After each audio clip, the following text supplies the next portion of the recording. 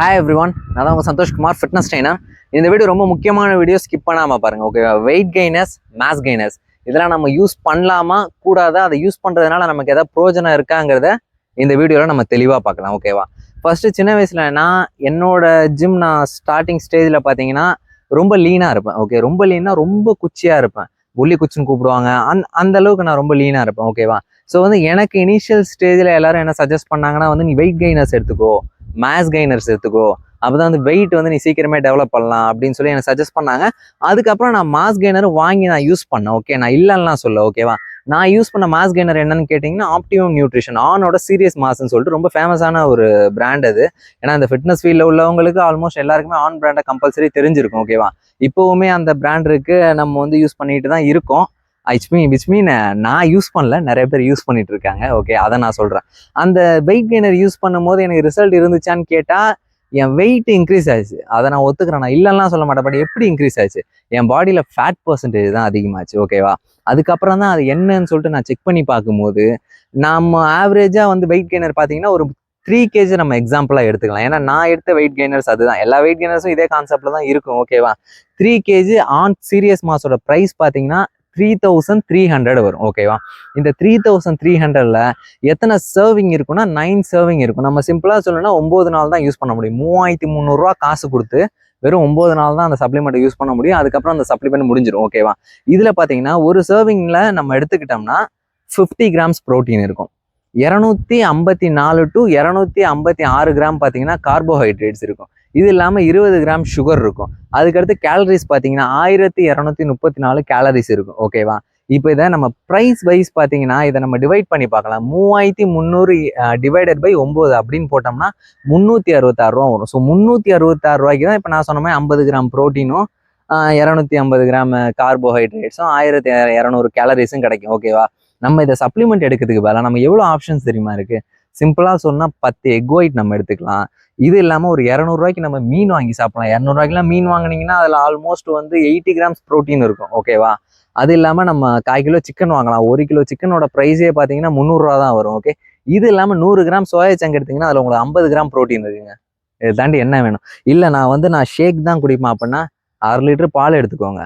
அதுல ஒரு 2 to 3 table spoon peanut butter போட்டுக்கோங்க. அது இல்லாம வேற என்ன போடலாம்? இது நம்மளோட கருப்பு கொண்டைகள், நம்ம உப்புக்கள்லாம் சொன்னோம்ல, உப்புக்கல்லை நல்லா பவுடர் பண்ணி நல்லா ஹனி ஊற்றி 2 வாழைப்பழம், செவ்வாழைப்பழம் கூட போடுங்க, போட்டு சாப்பிடுங்க. ஐஸ் போட்டு சாப்பிட்டீங்கன்னா சும்மா மில்க் ஷேக் மாதிரி சூப்பராக இருக்கும். ஓகேவா? இந்த மாதிரி நமக்கு இவ்வளோ ஆப்ஷன் இருக்கு. ஸோ 366 ரூபா ஒரு சர்விங்காக நம்ம ஸ்பெண்ட் பண்றோம்னா அதை விட ஒஸ்டான திங் எதுவுமே கிடையாது. சில பேர் நினைக்கலாம், நான் 366 ரூபா நான் ஸ்பெண்ட் பண்றேன், அதுக்கு முன்னாடி குவாலிட்டி எனக்கு கிடைக்குது. என்னங்க குவாலிட்டி கிடைக்குது? அதுல என்ன ப்ரோட்டீன் கொடுத்துருக்காங்க? வே ப்ரோட்டீன் கான்சென்ட்ரேட் தான் கொடுத்துருக்காங்க. அதுல ஐசோலேட் ஒன்றும் பிரைமரி சோர்ஸ் எல்லாம் கிடையாது. கார்போஹைட்ரேட்ஸ் மால்டடெக்ஸ்டின் யூஸ் பண்ணுவாங்க. ஸோ இந்த மாதிரிலாம் யூஸ் பண்றதுனால அதோட குவாலிட்டியும் ஒன்றும் பெஸ்டா இல்லை.